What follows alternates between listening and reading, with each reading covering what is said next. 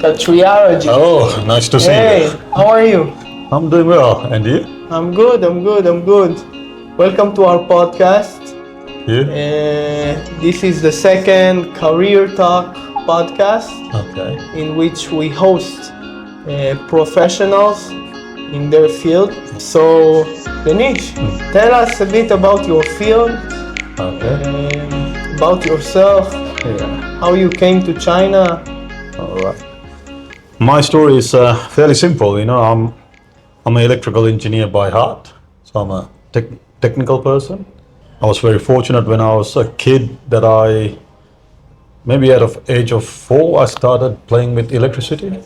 What jobs they gave you like as a graduate? As a graduate, so you can't. My first job was at a heavy paper industry, pulp, big factory. You know, huge. You know, 2,000 people working, heavy machines, heavy electricity, and so on. And then I heard you were working at Siemens, right? Siemens, but before Siemens, then I went to Spain, so for another company. That was kind of startup, not a startup, but maybe family-owned small company at the time. You know, the company when I joined and when I started, it was about 20 people. When I left, I built up the R&D team, and now the company is about 4,000 people. Wow. So what made you like leave this company? A better offer, or you just No. that's enough? No, the reason I left was the work, the amount of work I had to do. So there might have been 2 weeks where I don't sleep. So you were backpacking after that? Well, let's say traveled around Europe a little bit, but I wasn't really backpacking, but I was traveling around.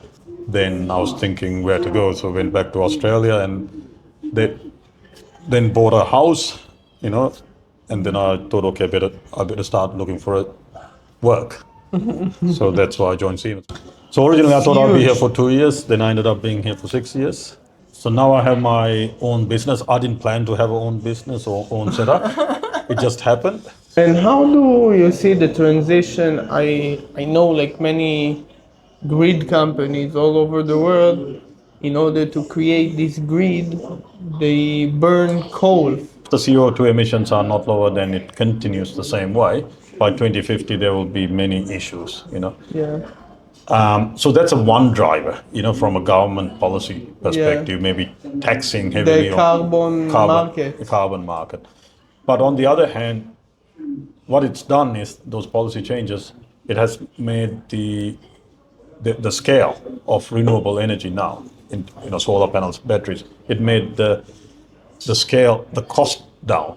So even for private investment, it makes more economical. And what's the most interesting project or engaged on and seen on the other hand? One project, the client's language was French. Our customers, they're from South Korea, so they're Korean, and my team is Chinese. So then we had all these different languages in the team, and English was their second language, everyone's second language. Yeah, I mean, when we executed the projects really well, the customer gives really good positive feedback. They put it on news and everything. That makes you feel fairly satisfied. Thank you Thank so you. much. Okay, It's been an honor. So that's it for the second session. Thank you very much, Celestio, for providing us the venue and amazing drinks. And let's hit now for the talk. Okay.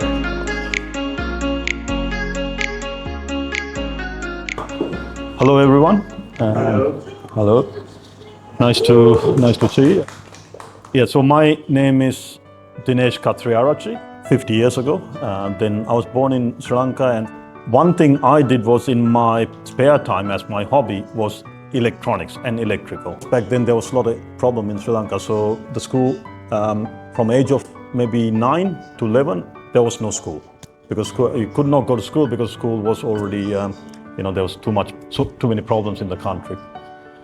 The other thing is I was never good at English. I never learned English, so I could only speak in Sinhalese back then. My family at the time, my parents, my mother, she decided Sri Lanka was never the place for us to grow up. So we moved to New Zealand. My mother's a teacher, and she got an opportunity to go to New Zealand, and then we migrated to New Zealand. But I had a very good, it's the best part of my growing up. Very nice place in New Zealand, very small area. Very good friends, back in 1990s. I met up with my good friend from school, last month in London, and I could not, the first year, I couldn't even get 20, I couldn't pass any subject because I couldn't read, it's in English.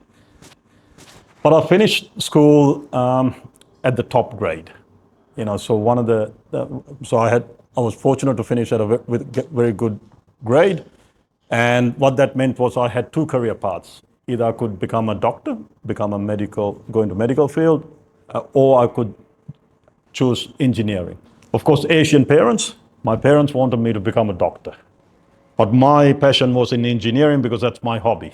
And to learn, I said I want to do engineering. So I went on to University of Canterbury, that's in the South Island in New Zealand, to study electrical engineering. I think that's the key part of any career. Do something you really enjoy. If you think about, this is my opinion, if you do something that you're not enjoying and you're doing it for work, this will become difficult some stage because, sooner or later it will become difficult. I think that's the key part of any career.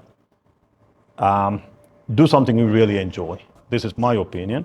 If you do something that you're not enjoying and you're doing it for work, this will become difficult some stage because, sooner or later it will become difficult. So my career then started as a junior engineer in New Zealand back in late 90s.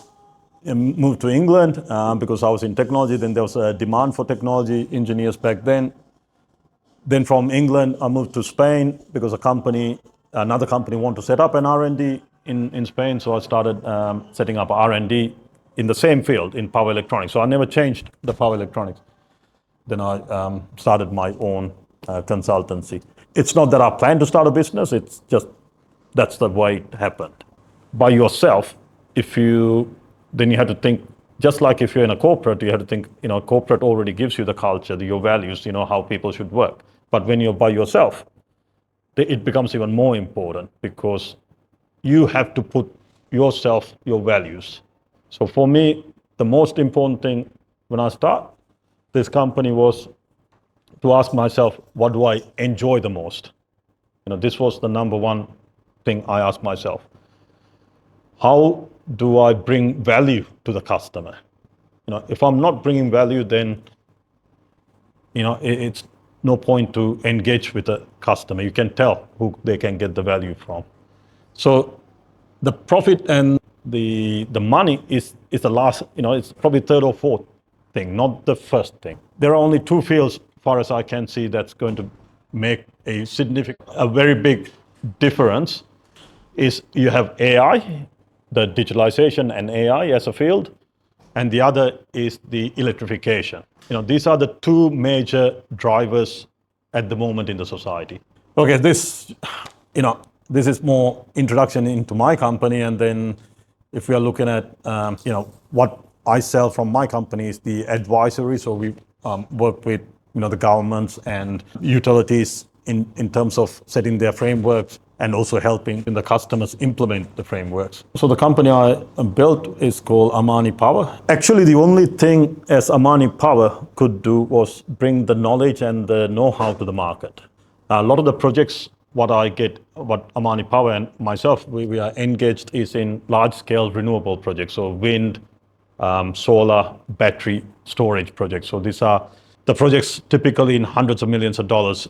And as a small company, we can only bring the knowledge and the know-how to the client. Actually, the only thing as Amani Power could do was bring the knowledge and the know-how to the market. A lot of the projects, what Amani Power and myself, we are engaged is in large-scale renewable projects. So wind, solar, battery storage projects. So these are the projects typically in hundreds of millions of dollars. And as a small company, we can only bring the knowledge and the know-how to the client. When I was at Siemens, we delivered my team, the team I set up, we delivered projects across globally.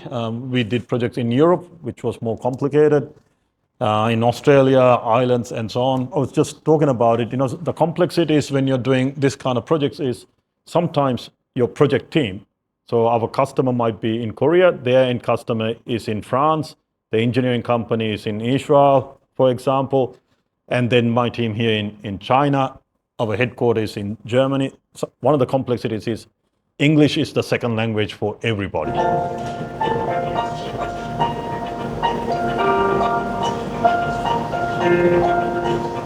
So the biggest issue for this project was they used to have power outage, electricity cut out. So the requirement was the client, Western Power, they wanted to put energy storage, a battery system for the community to have continuous power. They are looking to engage with the regulatory and for them to clarify or set standards. Then in both sense, I have engagement here.